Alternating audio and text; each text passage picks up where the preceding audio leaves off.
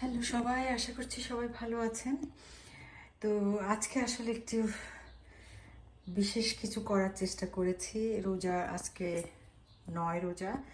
তো আমার কলিগরা আসবে, আমি এই যে ইফতার রেডি করলাম। এগুলি সব ইফতার। আমি আসলে ভাজা পোড়ার চাইতে ফ্রুটস, আসলে ফলকে প্রাধান্য দিয়েছি। সব ধরনের আনারস, অ্যাপল, পেয়ারা, পেঁপে, গাজর, তারপরে আমাদের দেশে বলে না ওই যে হুট বাঙ্গি কি জানি বলে, ওই সব আর কি। তারপরে এটা ইয়োগার্ট দিয়ে চিরা, কলা মাখানো পেস্ট, তারপরে একটু ভাজা পোড়া আছে, না হলে না। পাতাকপি, আলু দিয়ে পাকুড়া, মশারি ডাল, মুগ দিয়ে বড়া, বেগুনি, তারপরে অ্যাজ ইউজুয়াল 2 ধরনের ডাল দিয়ে বুট করলাম। তারপরে এই যে করলাম এটা চিকেন ফ্রাই করলাম, আমি একদম বেক করেছি।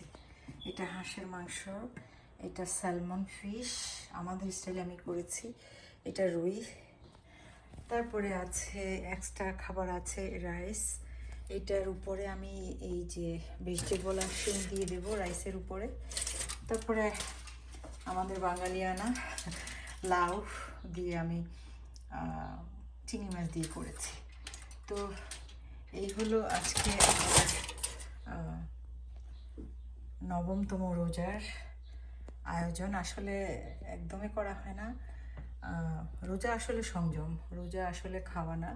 আর আমাদের আসলে মন খুবই খারাপ।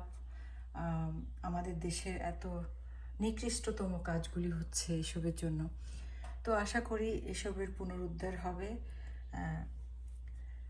তো সবাই ভালো থাকবেন, সুস্থ থাকবেন, নিরাপদে থাকবেন। আসলে নিজেকে, পরিবারকে এবং আশেপাশের মানুষদেরকেও ভালোবাসার চেষ্টা করবেন, যেটা আমি সব সময় বলি। আজকে এই তো এতটুকুনি। আল্লাহ হাফেজ।